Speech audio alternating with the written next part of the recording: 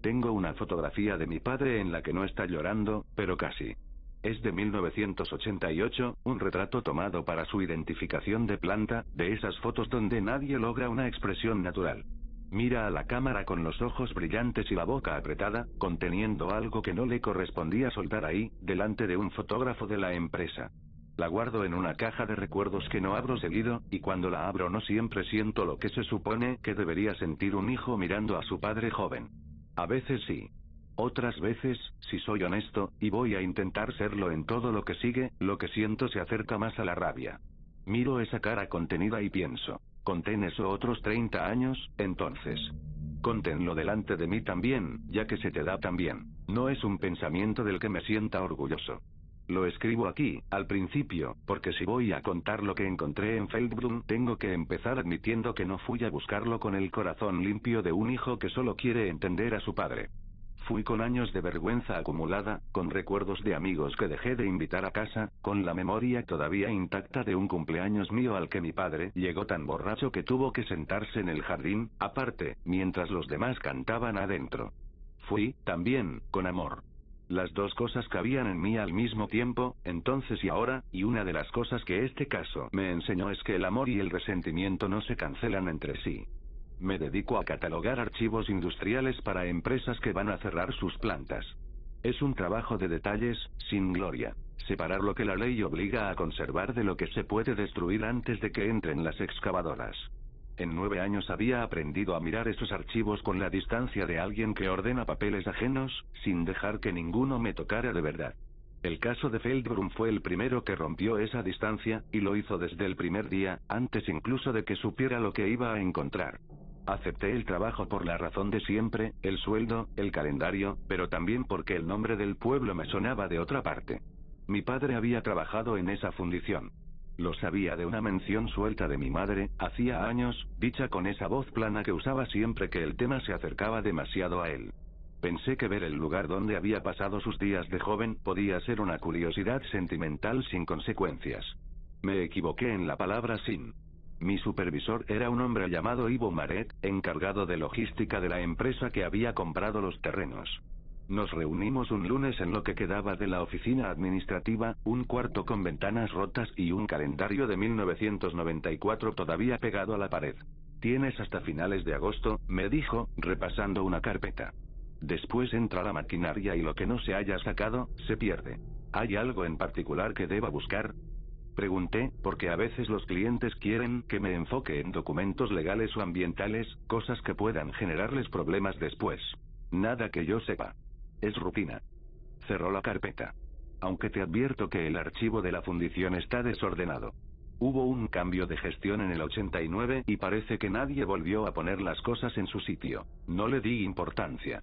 Lo que no le dije, porque no me pareció relevante en ese momento, fue que ya había decidido, en algún lugar de mi cabeza que aún no quería reconocer, buscar el nombre de mi padre en algún papel de esa fundición antes de irme. No sabía todavía qué esperaba encontrar. Creo, ahora, que en el fondo esperaba encontrar una excusa.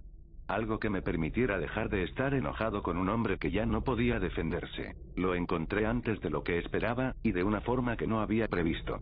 La fundición era el edificio más grande del complejo, con 2 hornos que llevaban 25 años apagados, y un sótano de archivo que olía a papel húmedo y a algo metálico que nunca terminé de identificar. Pasé la primera semana separando nóminas y contratos, hasta que llegué a una serie de cajas marcadas con un código que no aparecía en el índice general, RH ANX, seguido de números de año. Abrí la primera.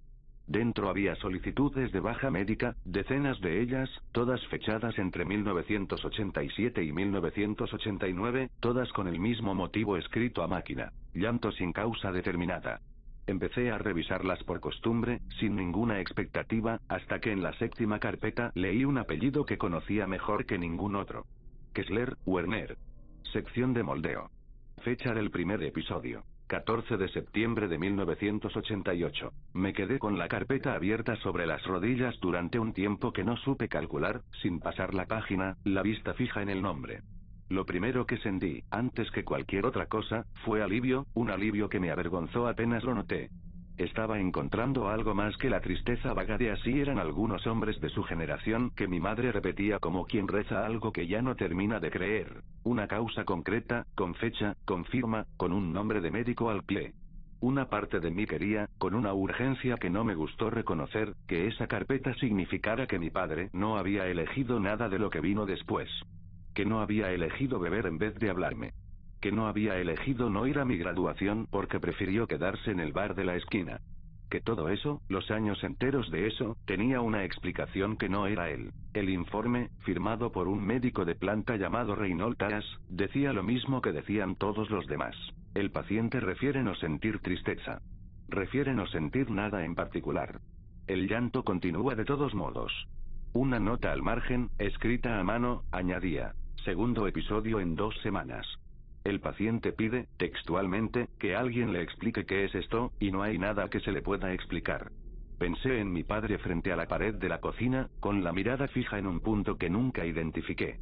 Pensé en las veces que le grité, ya adolescente, que se comportara como un padre normal, y en cómo él nunca me respondía nada, solo bajaba la cabeza, lo cual en su momento me pareció la peor de las derrotas y ahora, con esta carpeta en las manos, me parecía otra cosa. La cara de alguien que quizás no tenía ninguna respuesta que darme porque él tampoco entendía lo que le pasaba. Y sin embargo, y esto también tengo que escribirlo, porque es la verdad y no la versión que preferiría contar, una parte fría de mí, la parte que llevaba 9 años catalogando archivos ajenos sin dejarse tocar por ninguno, se hizo una pregunta que no pude apagar en toda esa tarde. ¿Estoy leyendo esto como es, o lo estoy leyendo como necesito que sea?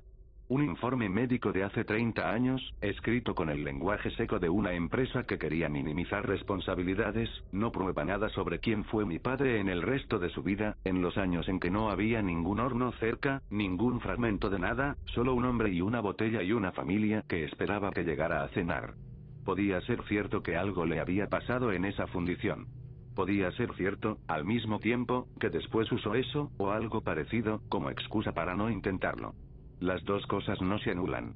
Aprendí eso también, esa tarde, sentado en un sótano que olía a papel húmedo. No le dije nada a Marek esa semana. No le dije nada a nadie. Guardé la carpeta de mi padre aparte, en mi propia mochila, no en las cajas de trabajo, y seguí revisando el resto del archivo con una atención distinta, más parecida a la de alguien que busca algo que a la de alguien que solo cataloga. En la laminadora, a 300 metros de la fundición, encontré el mismo patrón. Decenas de solicitudes más, el mismo motivo, las mismas fechas. Ya no me pareció una curiosidad de archivo. Me pareció una pregunta que tenía que responder, aunque no supiera todavía si la estaba haciendo por mi padre o por mí. ¿Sabes algo de esto? Le pregunté a Marek, mostrándole una muestra sin decirle que una de esas carpetas tenía el apellido de mi padre. No tengo idea, me dijo, y por su cara vi que era sincero. Yo llegué a la empresa en 2011. Pregúntale a Herman, si quieres. Trabajó aquí desde el 82 hasta que cerraron. Antes de ir a ver a Herman, llamé a mi madre. No lo había planeado. Fue un impulso, del que a veces me llevan a hacer las cosas que después me cuestan más caras.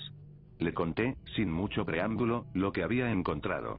Hubo un silencio largo del otro lado de la línea, el mismo que ya conocía de otras conversaciones sobre mi padre, el silencio de alguien que está decidiendo cuánta verdad va a soltar. ¿Y eso qué cambia? Dijo finalmente, con una voz que no era fría, exactamente, pero tampoco era la voz que yo esperaba. Puede que le pasara eso. No lo dudo, si tú lo dices. Pero seguía sin hablarme cuando llegaba a casa. Seguía sin mirarte cuando volvías de la escuela con las notas, Antón. Un hombre puede estar enfermo de algo y seguir eligiendo, todos los días, cómo trata a la gente que lo quiere. No estoy diciendo que lo justifique, dije, aunque no estaba del todo seguro de que fuera cierto. Yo creo que un poco sí lo estás diciendo. Lo dijo con cansancio, no con reproche, con el tono de alguien que ya había tenido esta conversación consigo misma muchas veces antes de tenerla conmigo. Y mira, si te ayuda a hacer las paces con él, adelante. Yo ya hice las mías hace mucho, a mi manera. Pero no me pidas que a mí también me cambie la historia. Yo estuve ahí todos esos años. Tú te fuiste apenas pudiste, y no te culpo, pero yo me quedé. Colgamos sin pelearnos del todo, pero tampoco en buenos términos.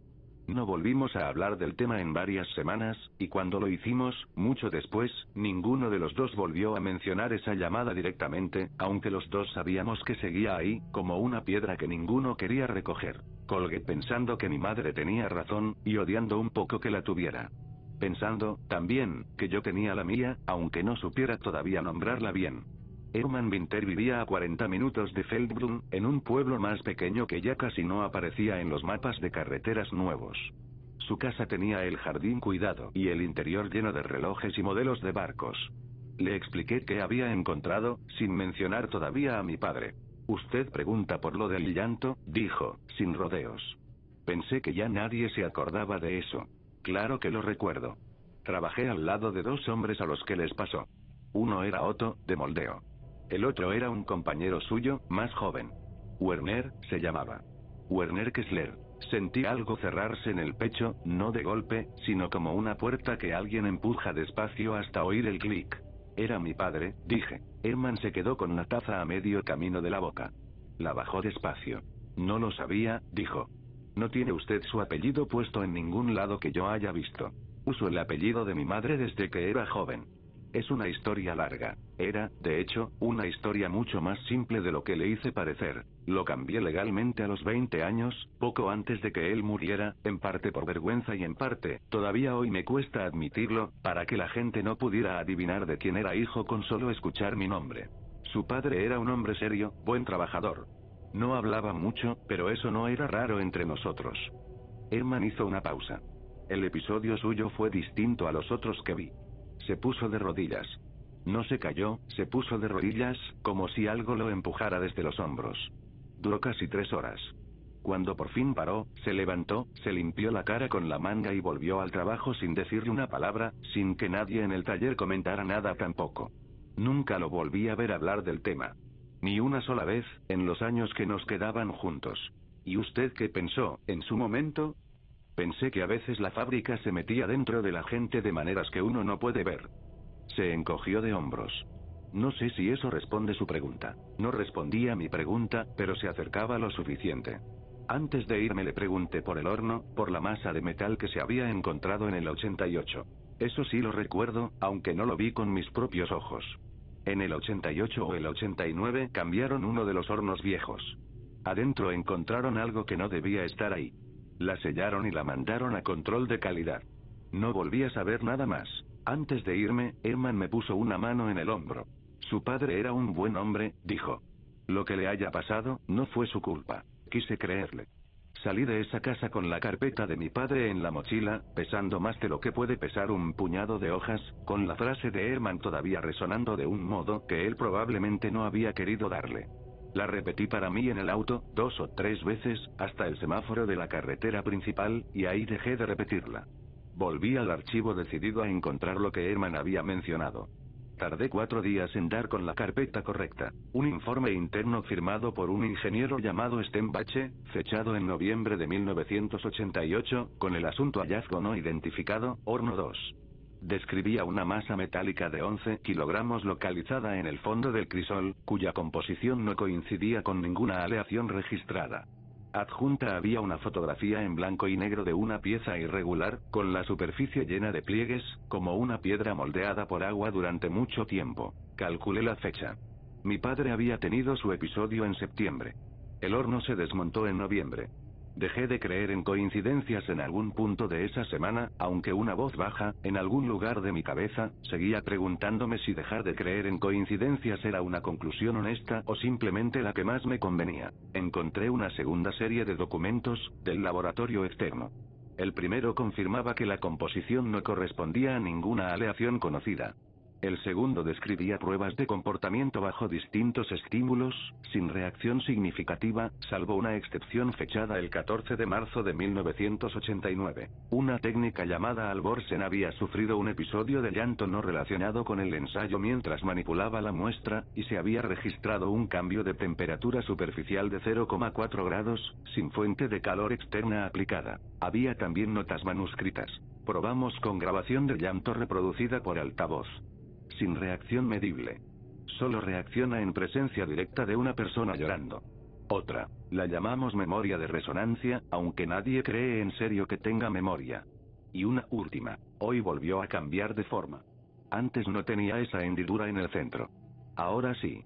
Le mostré una parte a Marek, sin mencionar a mi padre. Esto es raro, admitió. Pero no sé qué esperas que haga yo con esto. Nada. Solo quería saber si esa pieza todavía existe en algún lado. Si se mandó a un laboratorio externo, probablemente terminó en el centro de archivo de la corporación, en la ciudad. Podrías preguntar ahí. Conseguí entrar 2 semanas después.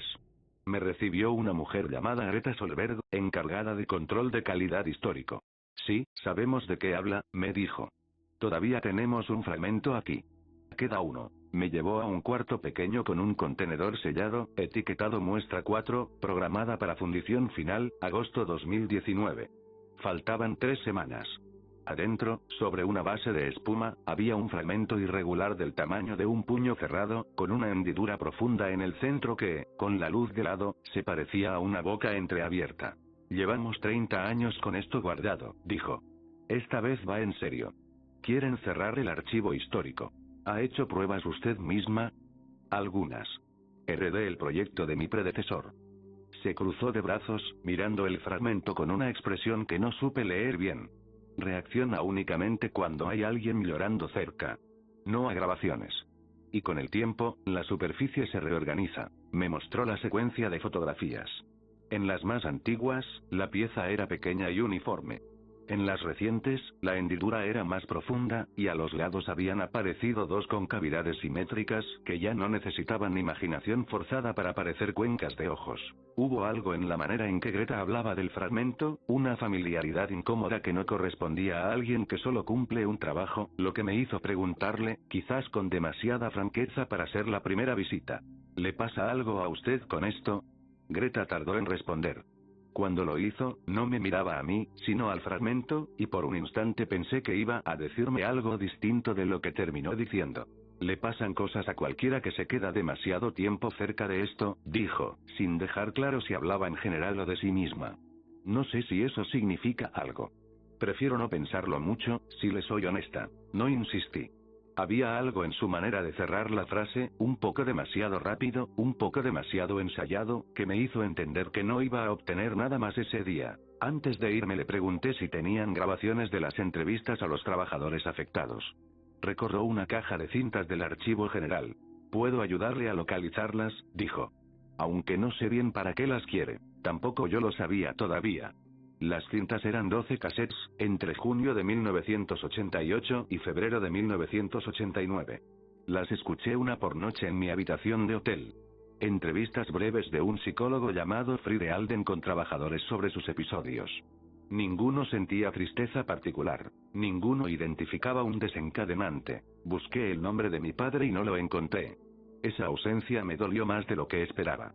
También sentí alivio, en un rincón que no me gusta reconocer, y odié sentirlo. No tendría que escuchar su voz, explicando algo que quizás no habría explicado bien de todos modos. No tendría que oír, otra vez, ese tono suyo de quien se disculpa sin comprometerse a cambiar nada. La 10ª cinta tenía una etiqueta distinta. Copia, Lab, 1994. Greta me explicó después que era una práctica habitual del laboratorio. Cada cierto tiempo duplicaban en cinta nueva el material más antiguo antes de que se deteriorara, así que no era raro encontrar copias hechas años después del original. Esta, en concreto, era de 5 años después de que terminaran los experimentos. Hacia el final, en un silencio que en las otras marcaba el cierre de la sesión, se escuchaba algo más. Una voz grabada por encima de la conversación, plana, que decía 2 veces. ¿Hasta cuándo vas a llorar por mí? Le pedí a Greta que buscara la grabación original de 1988. La encontró. Las escuchamos juntas, para entonces ya nos tratábamos de tú, comparando ambas versiones. Idénticas palabra por palabra hasta el segundo 41,12. En la original, silencio. En la copia, la frase. Alguien la agregó en el 94, dijo Greta, sin sonar convencida de su propia explicación. No me gusta este proyecto, Anton, añadió, después, frotándose los ojos. Nunca me ha gustado. Pero tampoco he podido dejarlo. Esa noche aislé la frase con un editor de audio básico.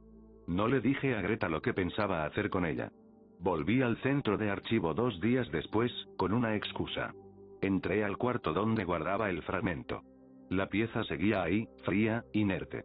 Tenía los ojos ardiendo desde que había entrado, sin saber bien por qué, y la garganta apretada de una forma que no me permitía estar del todo seguro de que no estuviera a punto de llorar. Puse el dedo sobre el botón de reproducción de mi grabadora, sintiéndome ridículo. La frase sonó en el cuarto. La hendidura central se movió. Apenas un desplazamiento de milímetros. Lo vi con claridad. Di un paso atrás. Guardé el fragmento, cerré el contenedor y salí antes de pensar demasiado en lo que había presenciado. Le conté a Greta una versión reducida esa misma tarde. No le dije que la había visto moverse con claridad, sin que mi mano tocara nada. Le dije que había vibrado un poco. No sabría explicar bien por qué mentí, salvo que decir la verdad completa habría significado admitir cuánto quería que aquello fuera real, y cuánto necesitaba, específicamente, que fuera real para mi padre y no solo para mí. Greta se molestó de todos modos. No debiste hacer eso sin decirme. Le prometí que no volvería a hacerlo sin avisar. Fue la primera promesa de esta historia que rompí, y no la última. Unos días después, casi como una manera de sellar esa promesa, Greta me dio una copia de la llave del cuarto. Si vuelves a tener uno de tus impulsos, dijo, medio en broma, medio no, prefiero que entres conmigo adentro a que te quedes fuera esperando a que yo conteste el teléfono. Así, si pasa algo, lo vemos los dos. Pensándolo ahora, con esa llave Greta me estaba pidiendo confianza, no dándome permiso para actuar solo. Prefería tenerme cerca a esperar que yo contestara el teléfono desde la distancia. Eso hace lo que vino después todavía más difícil de perdonarme. Volví 2 veces más en las semanas siguientes. Solo cada vez, sin decírselo a Greta, con la grabadora en el bolsillo y una justificación distinta cada vez que me la formulaba a mí mismo. Quería confirmar el fenómeno con más rigor. Quería una segunda observación antes de involucrar a nadie más. Quería, en el fondo, algo que ninguna de esas justificaciones nombraba directamente. Quería que mi padre me respondiera, aunque supiera que no era mi padre lo que estaba ahí dentro, sin ninguna razón real para pensar que reproducirle una frase grabada a un pedazo de metal iba a darme algo parecido a una conversación pendiente de 30 años. Cada vez, la hendidura se movía un poco más. Cada vez, el zumbido bajo del cuarto se quedaba un poco más tiempo después de que yo me iba, según pude notar en mis visitas siguientes. Sospechaba, sin decírselo a nadie, que la frase grabada por sí sola no bastaba, que la pieza solo reaccionaba cuando yo, sin proponérmelo, terminaba con la voz quebrada al reproducirla, como si necesitara la grabación y algo mío llorando cerca al mismo tiempo. No le conté nada de esto a Greta. Le mostraba, cuando ella me enseñaba sus propios registros, una cara de sorpresa que ya no era del todo honesta.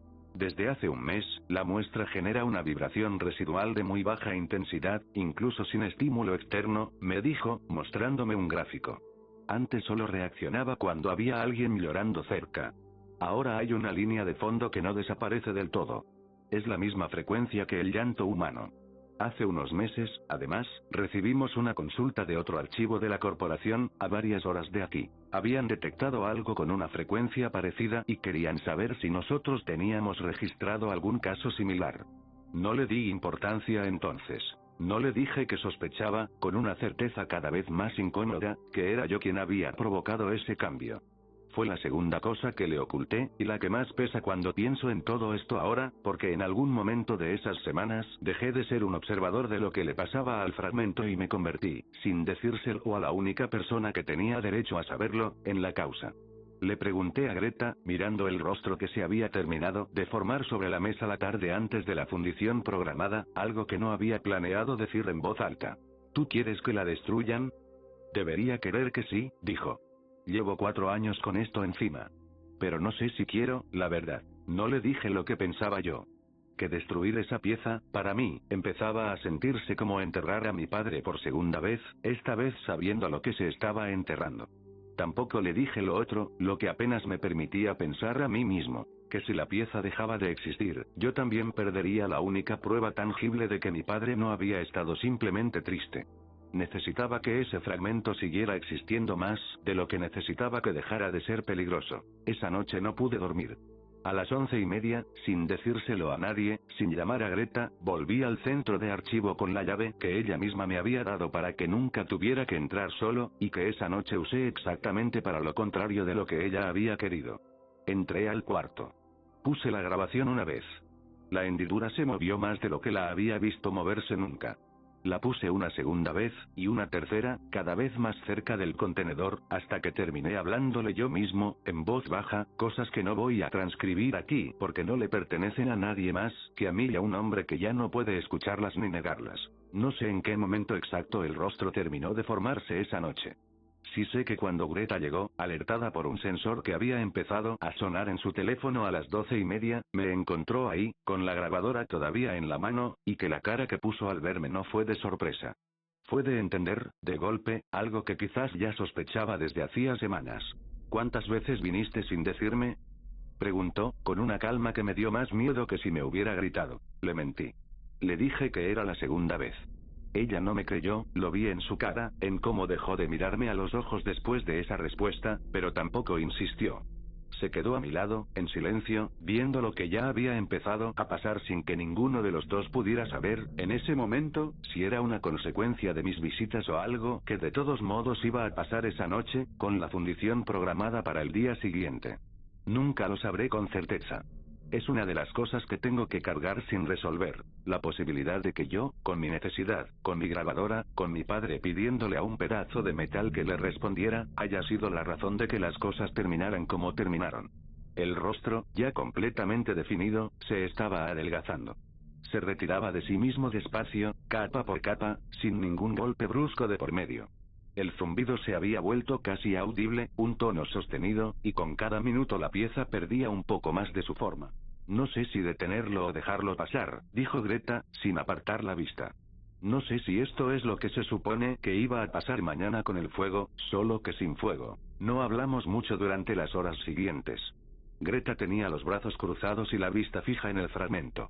Cuando finalmente me miró, ya de madrugada, lo hizo con una expresión que no volví a ver en ella nunca más.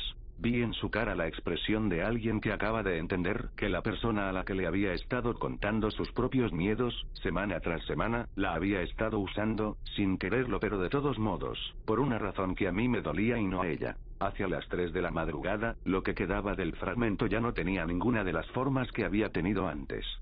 Sobre la base de espuma quedó un residuo delgado, entre el óxido y el gris oscuro, con forma de gota alargada, una lágrima de metal aplastada contra la espuma, del tamaño de una moneda grande. Greta no llamó a nadie esa noche. Yo tampoco se lo pedí. Fue una decisión que ella tomó a solas, con la información incompleta que yo le había dejado tener. Lo supe entonces y lo sé mejor ahora. Eso no es una complicidad limpia. Se quedó junto al contenedor hasta el amanecer, sin decir nada más, los brazos cruzados sobre el pecho, la vista fija en el residuo que había quedado sobre la espuma. La corporación cerró oficialmente el expediente semanas después, con la nota de que la muestra se había degradado por causas desconocidas durante el almacenamiento final. Greta guardó el residuo en un frasco pequeño. No me dijo dónde, ni qué pensaba hacer con él. No tuve el valor de contarle nunca, con todas sus palabras, cuántas veces había ido solo, ni lo que le había dicho al fragmento esa última noche. Se lo debía. No se lo di. Es la deuda más grande que tengo pendiente en toda esta historia, más grande incluso que la que tengo con mi padre, porque a mi padre, al menos, puedo seguir hablándole en voz baja cuando nadie me escucha. A Greta ya no. Hablamos por teléfono unas cuantas veces más en los meses siguientes, cada vez más espaciadas, cada vez más cortas, con una cordialidad nueva entre nosotros que no existía antes, la que se usa con alguien a quien ya no se le va a volver a confiar nada importante. Sigue apareciendo algo, me dijo en una de esas llamadas, la penúltima. Picos breves, en la misma frecuencia de siempre. Pero ya no se comportan como antes. Antes era una sola intensidad que bajaba de forma pareja, como algo que se aleja en línea recta. Ahora la señal sube y baja de manera irregular, como si hubiera más de una fuente sonando fuera de sincronía. Un ex compañero mío, en otro archivo de la corporación a varias horas de aquí, me contó hace poco que empezó a registrar algo parecido en su propio equipo, algo que él tampoco sabía nombrar. No debería tener nada que ver con esto. No hay forma de que lo tenga. Pero las fechas coinciden. ¿Qué crees que significa eso? No lo sé, Antón. Y esta vez de verdad no lo sé, no es que no quiera decírtelo. Hizo una pausa larga. Si era una sola cosa, ya no se comporta como una sola cosa. O se dividió, o nunca fue una sola cosa para empezar, y solo tardamos 30 años en notarlo. Fue la última conversación larga que tuvimos. Después de esa, las llamadas se volvieron mensajes breves, y los mensajes breves se volvieron nada, de la manera silenciosa en que se apagan las cosas que dos personas comparten sin haber decidido compartirlas, y que ninguna de las dos sabe bien cómo cerrar. No sé dónde está ahora. No sé si sigue siendo una sola cosa o si ya es varias, comportándose como varias, en lugares que nadie está midiendo, en ciudades que no tienen ningún sensor instalado para captar una frecuencia que nadie más que Greta y yo, y quizás ahora un ex compañero suyo que nunca conocí, tenemos razones para buscar. No sé qué tamaño puede alcanzar algo que se formó a partir de 30 años de llanto ajeno y que después, en parte por mí, aprendió a no necesitar que el llanto fuera ajeno para seguir creciendo. Lo que sí sé es que ya no puedo mirar una superficie de metal sin que una parte de mí, en contra de mi voluntad, busque algo en ella. El respaldo de una silla de la oficina, la carrocería de un auto estacionado, la cuchara con la que revuelvo el café por las mañanas. Los miro un segundo de más, siempre, esperando y temiendo ver algo que no debería estar ahí. La mayoría de las veces no hay nada. Algunas veces, cada vez con más frecuencia, aunque nunca puedo estar seguro después de que fue real y no un truco de la luz, me parece que sí. Cualquier emoción intensa ahora viene acompañada de esa vibración baja en el pecho, casi en los dientes, antes de que llegue lo que sea que venga después. Una risa, una lágrima, incluso a veces algo tan simple como el enojo. Ya no puedo distinguir del todo si esa frecuencia es mía o si es algo que aprendí de aquel fragmento, algo que se me quedó pegado la noche en que le hablé como si pudiera responderme. He dejado de intentar averiguarlo. Vivo con eso de la misma manera en que viví, durante años, con el ruido de una tubería que nadie más en la casa parecía escuchar. Lo integro, lo espero, y de vez en cuando, en los peores momentos, dejo que me convenza de que sigo teniendo una conversación pendiente con mi padre, y que en algún lugar, cada vez más lejos, cada vez más dividido, algo sigue esperando a que yo vuelva a preguntarle hasta cuándo. No he vuelto a hablar con mi madre del tema desde aquella llamada. A veces pienso que debería. La mayoría de las veces decido que todavía no. Debajo de la fotografía que le tomé al fragmento la última noche, en mi cuaderno de trabajo, antes de cerrar este caso para siempre, aunque sé, mientras lo escribo, que no lo he cerrado, escribí a mano una sola línea, la misma que encontré en aquella cinta. Ya no estoy seguro de si la escribió alguien más para mi padre, si la escribo yo para él, o si, en algún lugar que no puedo ubicar en un mapa, todavía más débil pero todavía activa, alguna parte de lo que dejamos suelto esa noche me la está devolviendo a mí, esperando una respuesta que yo tampoco sé cómo dar. ¿Hasta cuándo vas a llorar por mí,